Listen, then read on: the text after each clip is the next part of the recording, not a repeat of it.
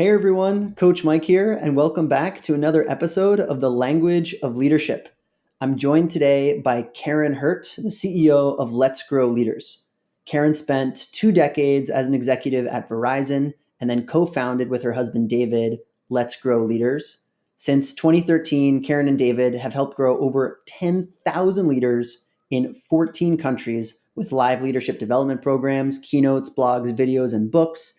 She's also very active in the world of philanthropy with people in Cambodia through the Winning Wells program.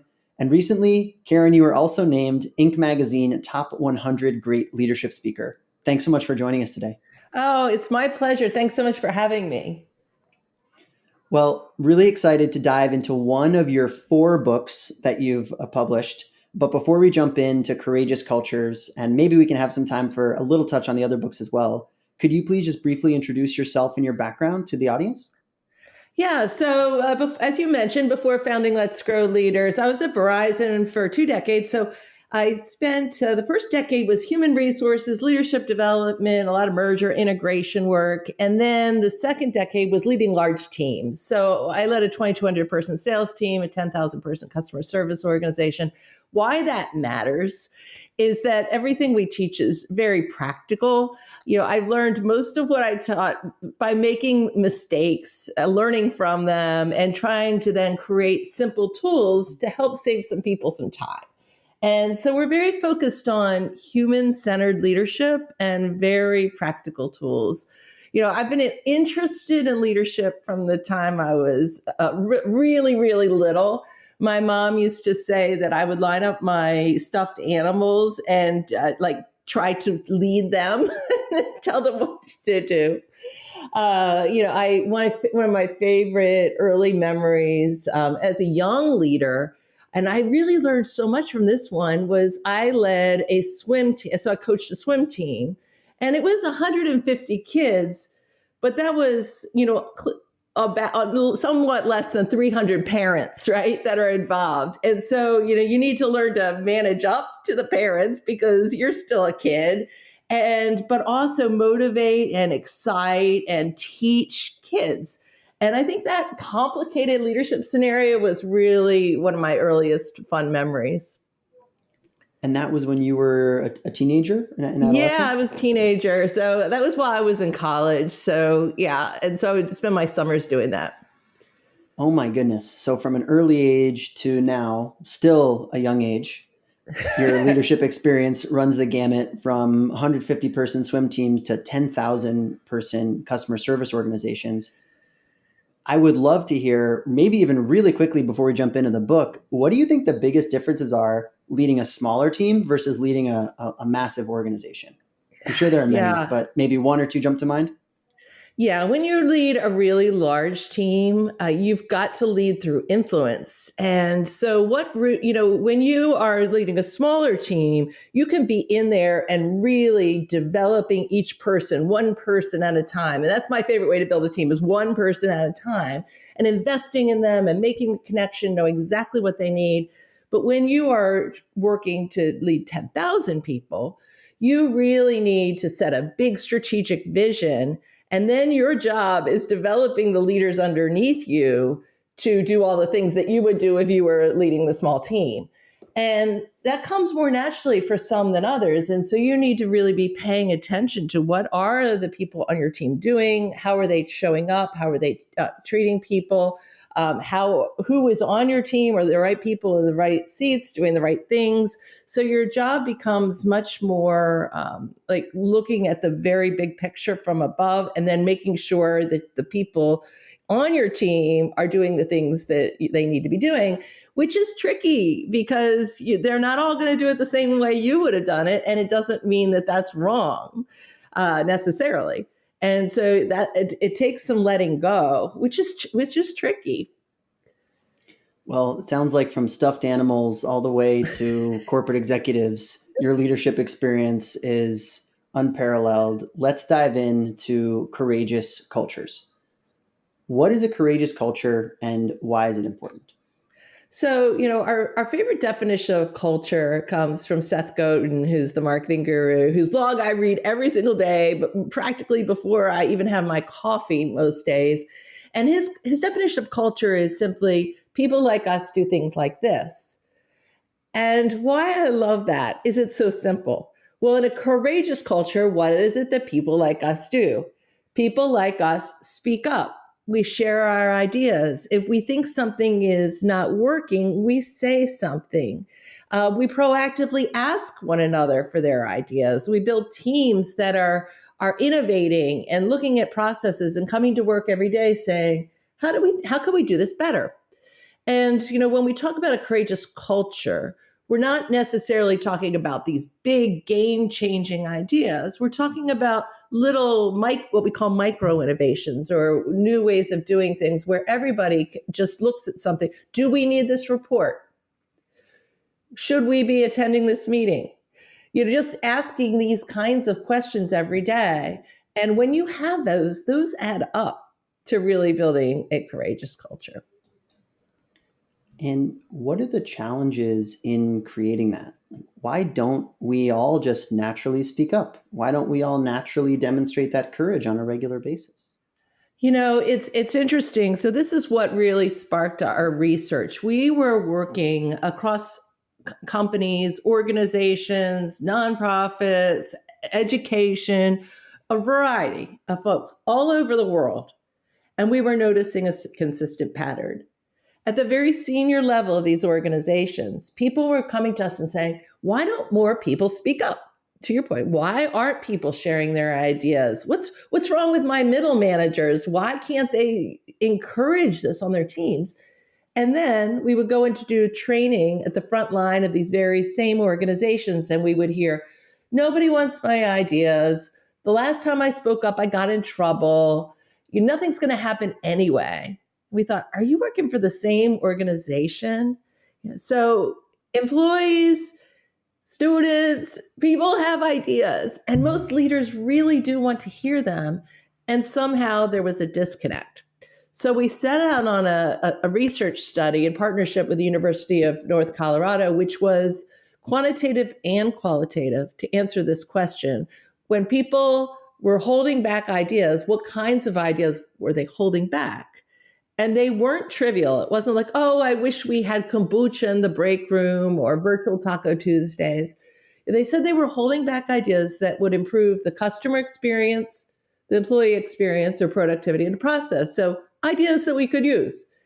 And when we asked why were they holding back those ideas, they had a variety of reasons. 40% said they lacked the confidence to share their ideas. They don't know how to do it. 50% said nothing would ever happen. 67% said their manager operates around the way that this is the notion, this is the way we've always done this. So, my manager doesn't really want my ideas. They're rather just keep doing things the old way. And then this was interesting. More than half said the reason they don't share ideas is someone else would steal the credit. And I thought that was so interesting. Like, where is that? Why is that happening? And Dr. Amy Edmondson of Harvard wrote the foreword to our book. She's really considered to be the pioneer of psychological safety. And she talks about how people are more likely to hold on to a negative experience with speaking up than a positive one. And I have found that to be true. That when I ask people why they're not speaking up, they're like, well, I had this bad experience. And when I say, well, how long ago was that? Sometimes people will say, like, well, 10 years ago. Was it at this organization? No, but I'm never doing that again. And I found that I taught it at a university in the MBA program for a number of years when I was first starting Let's Grow Leaders. And I found that with students too. So my MBA students, so they had day jobs. At night, they were taking these classes. And I taught this class called Dealing with Difficult People. And as part of this project, you had to pick a difficult person that you were going to work on your relationship for the whole semester. Can you guess what that person was in 99% of the cases in that class? Who did people choose? Oh man, I hope it wasn't their husband or wife. It was their boss. It was always their boss. And most of the time, it had something to do with their ideas not being heard or their ideas being stolen.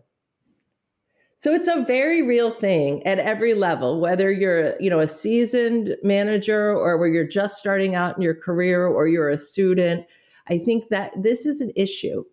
And so that's why we're so passionate about that, because if people don't share their ideas, your organization is going to stagnate and you're missing so much opportunity to make things better. And before we go further, I just want to quickly address or acknowledge what I've heard in the past might be some pushback on this idea, which is it's cultural. There are high context cultures and low context cultures, and they exist in such a different plane that it's impossible to bring this type of mentality into different organizations. And I think we can all agree that there are differences in culture, there are differences in background and values. I hope we can all agree on that. Yep. But you have a previous best-selling book in China that would prove otherwise. So can, can I just this is Winning Well. In English, it's a manager's guide to getting results without losing your soul is the subtitle. But it's practical. It's really practical ways to be able to lead well and be a very decent human being along the way.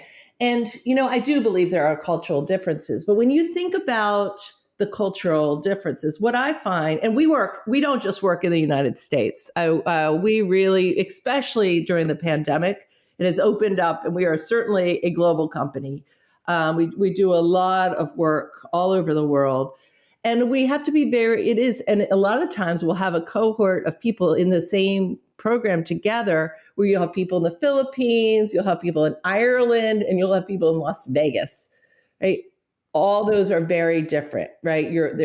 Their backgrounds, their experiences are very, very different. I think it's connecting to the why, though. So if you think that speaking up to your boss is disrespecting their authority, then you're not going to speak up. But if you can reframe that and say, because I respect my manager, because I want them to be successful, because I care about our human connection, I want our team, the collective team, to be as good as we possibly can. So holding back an idea that I know would make things better is not respecting my manager. It's disrespecting them because I'm sabotaging their success. And so I think that's where it's just, and that's not spin, that's real, because that is very true. And I always, when I'm working with people who are reluctant to speak up, I say it this way. So if you went to your manager and you asked for permission, I have an idea that's going to do this. So let's just imagine your idea is to make things more efficient. I have an idea that will help save our team some time and make us more efficient. Really care about this team. I care about our success. Would you be interested in hearing that idea? Now, unlikely that first the manager is going to say no, right? Because who wouldn't want to hear how to improve productivity? Okay, so you start with that permission. Now you have been invited in the conversation. And so then you say, okay, here's why this is our idea model. This is why idea is interesting, meaning strategically aligned. Like you said, we need to be more efficient. People are working too many hours. Everybody's tired. This is why this idea will help make us be more productive so we don't have people burning out. D, this is why this idea is doable. Here's why I know we can pull this off right now. Because, right now with so much going on and so much, these ideas to make things better six years from now are great, but mostly your managers are looking for things they can pull off right now. E is it engaging, meaning who else could you involve? This is where you talk about stakeholders. Well, I've already checked with HR. I've already checked with finance. I've already checked with my peers, and they all think that this new way would make things better. And then A, actions. What are a couple of recommended first next steps? So here's how I think we would start. Now, if you went to your manager, said, I have an idea, you went through and positioned it that way, the worst thing that could happen is they say no. But you are still showing up as somebody who cares about them, cares about the team, is thinking critically, and is communicating your idea in an articulate way. That can't hurt. And so if you need confidence, that's we often teach that model with folks. And people tell us it's very to think through it in that way really helps. And you can do that, you can do that in any situation. You can do that with a teacher at school. You can do that with your coach. I just my son is 16 years old, and he's working on a volunteer improv comedy project for raising money for charity. And his drama teacher wasn't listening to him. I'm like, you've got to connect with why this idea is important, right? So you can do that at any level, really. That is such a helpful model. For so many reasons. I think starting with the why before the what up at top, or I might say like intent before content, making sure that it's really aligned with the vision, the mission of the company, but also likely to that individual person's priorities, right? So to align with that, show them that, hey, this is worth your time. Proceed thoughtfully as you did. And as you say, the worst that can happen is your manager or your colleague says, well, I might not have appreciated the idea in its entirety. I now can see what a structured, thoughtful, well-prepared person that is. So the next time they bring up an idea, I'm going to listen a little more carefully. Yeah. Yeah. And as a leader, in order to help our teams do that, I think one of the key steps that we need to take, and as you write about in the book, is to define clearly what the goals and what the missions are. So can you share with us a little bit, Karin, about what's the relationship between clarity and curiosity? And how do we cultivate that within our organizations? Yeah. It was interesting as we were testing the different tools that we were recommending, to put in the book and that we use now with organizations. We tested the tools in two ways.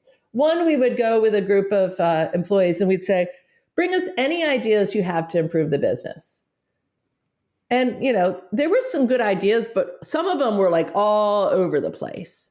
So the other, we would say, where we really need a good idea? How do we preserve the mental health of our employees while working from home? How do we make this process more efficient? How do we work on our diversity, equity, inclusion initiatives? So we were more specific.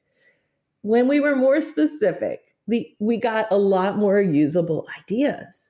And it's a lot of times when a manager will call me, and I get this call pretty much every single week. My managers are just not critical thinkers. Can you help them think more critically? So when I dig underneath that, what I find is they don't have enough context to be critical thinkers. They don't know, they don't understand the business.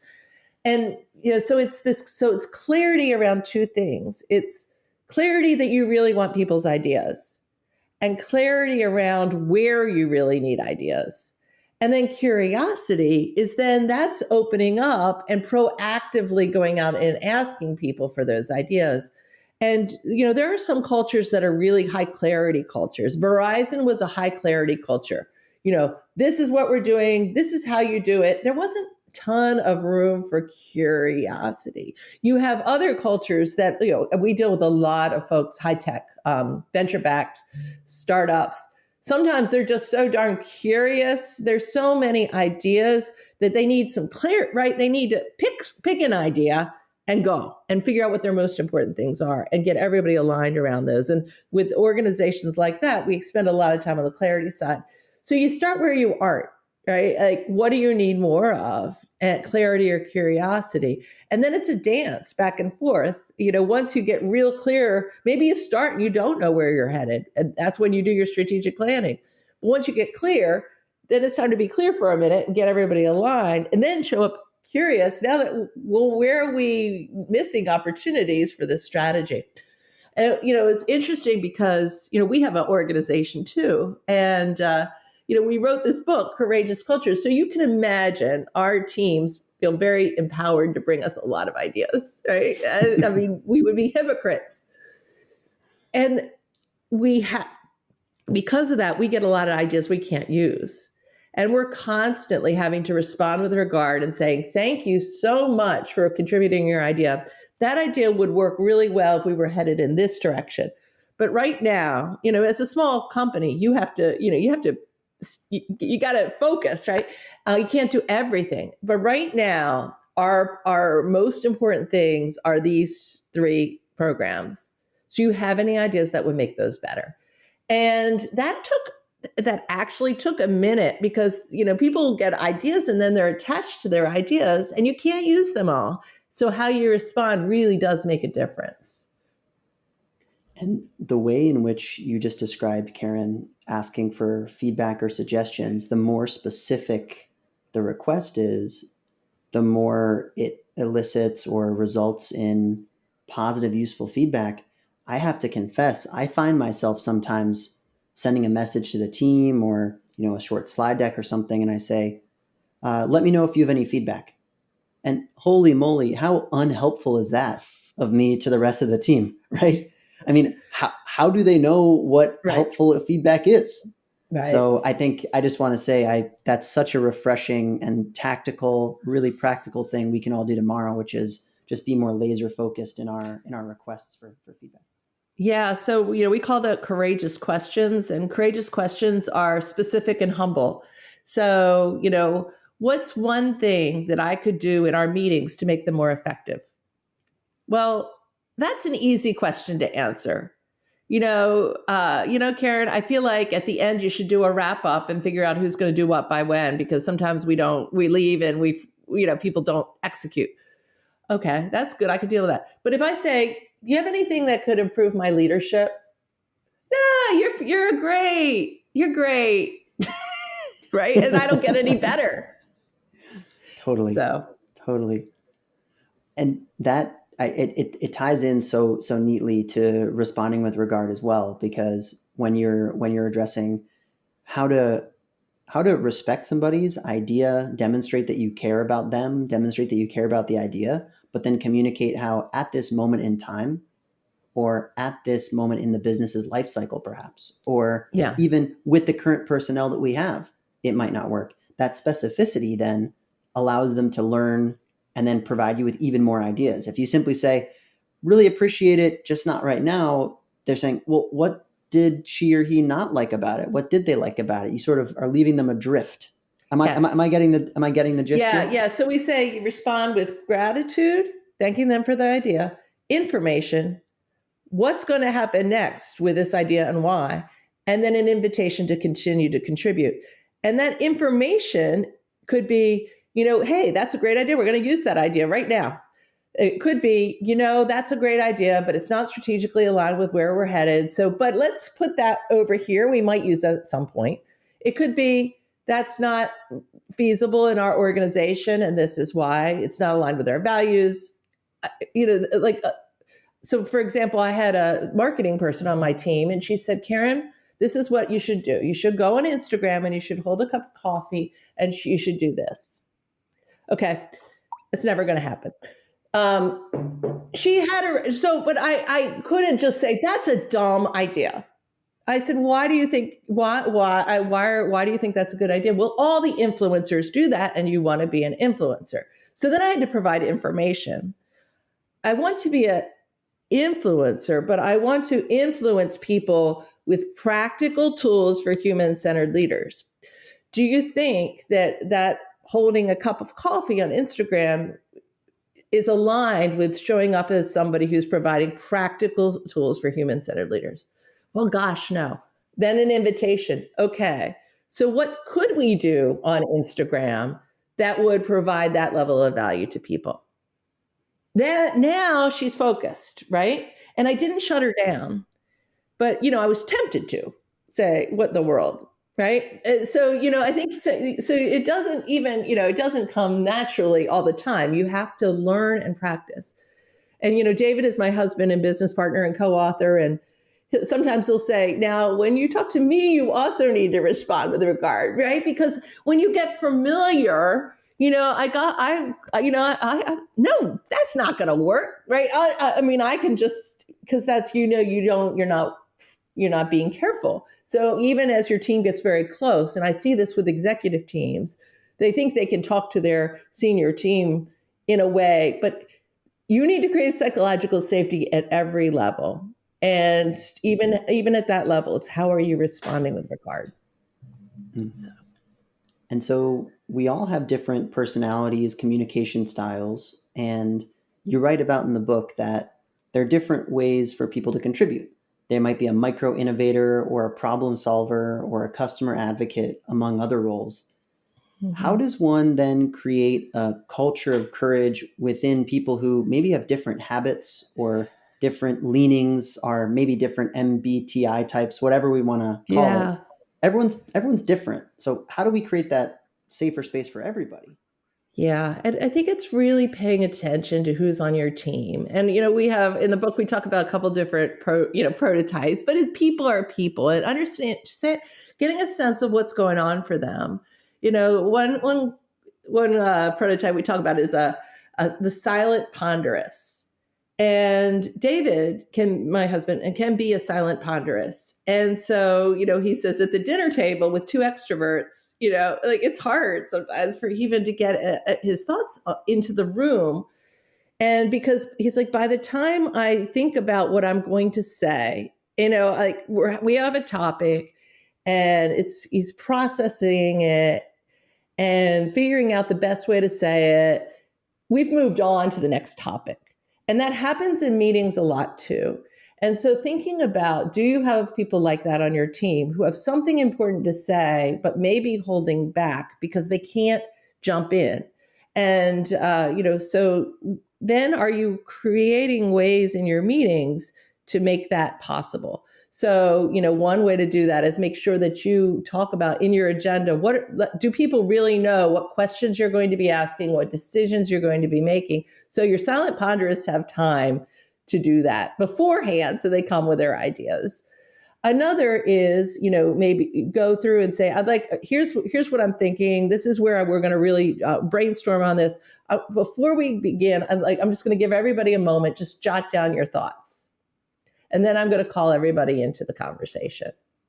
Another technique we use often, especially in these remote environments, and we do this a lot in our training, is, I'll say, okay, in a moment, Mike, I'm going to come to you and I'm going to ask you for your idea. But before I do this, I'm going to talk about the idea model. Or before I do this, I want to share with you a story about how I learned this the hard way.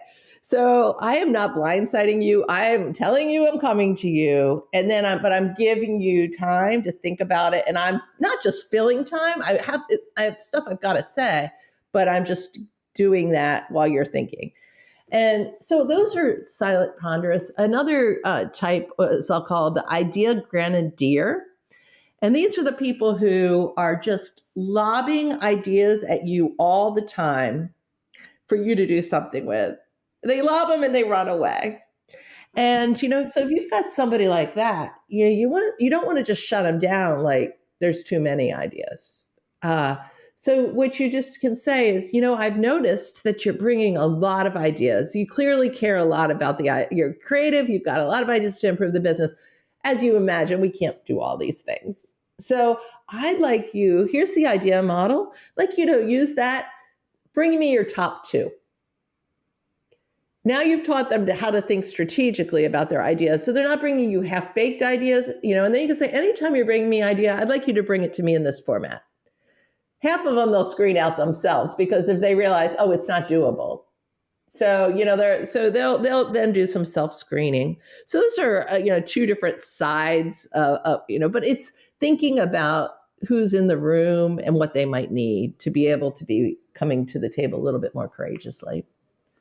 Karin, this is a master class in effective communication from leadership. When you do have younger, we can say less experienced, because that doesn't mean they're less capable or they're less ingenious in their ideas, but less experienced members on the team. Where do you think courageous action questions come for them? As you write in the book, this younger generation, Generation Z, is becoming known as the entrepreneurial generation. You have something like 75% or more want to be their own boss, 40% or more want to be entrepreneurs. They want to invent something, they want to change the world. What can we do as leaders to encourage that type of courageous behavior from the younger team members? And then, if you're willing to bite on this one, what can parents do to encourage that amongst their kids? So I think about this a lot because, our company's Let's Grow Leaders. And I really think about this for my two kids. So one is older, he's in his 20s and he's married, and he's got two little foster kids so I'm practically a grandma. And, I really think about how do you do that well? And then I have a 16-year-old. And it really starts with helping them to stay. We always talk about confidence and humility, and if you can show up to any situation with confidence in your vision, confidence in your ideas, and the humility to know that you don't have all the answers. And I think that is, the faster you can learn that, and I work with a lot of adults who don't have that handled. But if you can teach that in your kids, Sebastian, who's now 16, when he was born with so much confidence, this kid was just, I mean, he's precocious, he's smart, but he would really annoy people because I'm like, you don't, when he was little, like 4 and 5, he thought he knew everything. And I'm like, Sebastian, when your pop-up tells you that that's not right, it's not right. He knows, he knows that that wasn't the 37th president of the United States. Don't fight him, right? And so, what I have seen, and my dad, Pop-up, and I were like, held hands and said, we're going to get this kid to be confident and humble. That's going to be our number one job because he's smart. But if he can't get that, he's not going to be successful in life. And we really were deliberate about that. And we didn't want to crush his confidence, but worked to say, don't be the first one to speak all the time. Show up curious and ask people questions. When somebody asks you about how school is going, and then you just tell, like a grown-up asks you that, all you do is talk about yourself. How about this time? Answer their question, talk about something you're excited about, and then say, what's going on for you, Aunt Jenny? What are you doing these days, right? And to have that, show up as an interested expert, but also, so you're interested in other people, you also sharing your expertise.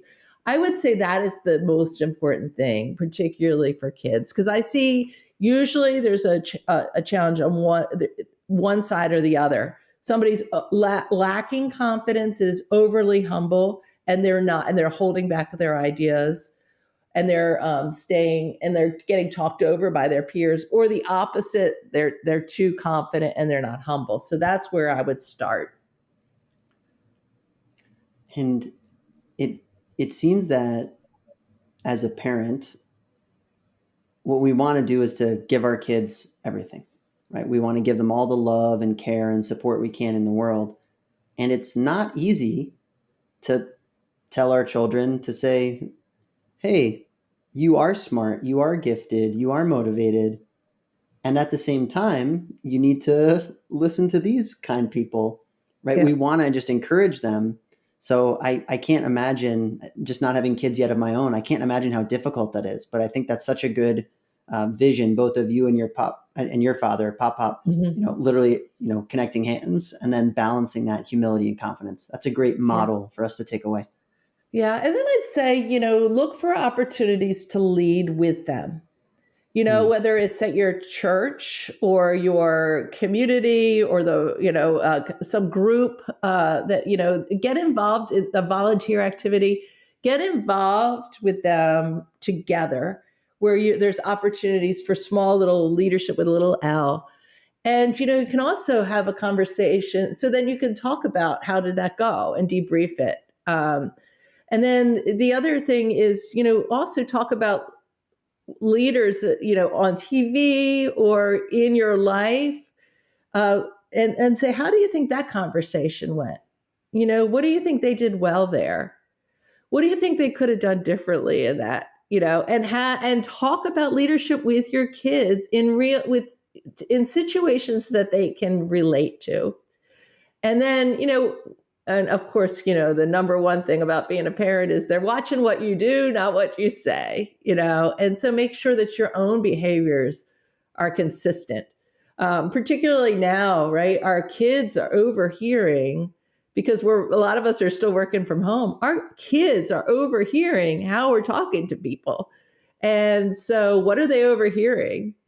Are they overhearing you yell at a team member? Are they hear you asking your team for ideas? And it all comes together, I think. Well, that's a great way to wrap it all up, which is, to lead a courageous culture, to be a courageous leader, we need to demonstrate. We need to lead by example and then create that environment for the rest of our teams and our families, our loved ones, our communities to emulate and also to grow and to build upon. So, Yeah. Karin, where can we go to learn more about your work? So letsgrowleaders.com is our website. And I would love to connect with people on LinkedIn too. So I run a show called Asking for a Friend. So on LinkedIn. So if you've got questions, let me know. So connect there or go to Let's Grow Leaders. Amazing. We'll link to both of those in the show notes. And thanks so Okay, much, great. Karin. Really appreciate Oh, your thank time you. It's today. been absolutely my pleasure. All right. Talk to you soon.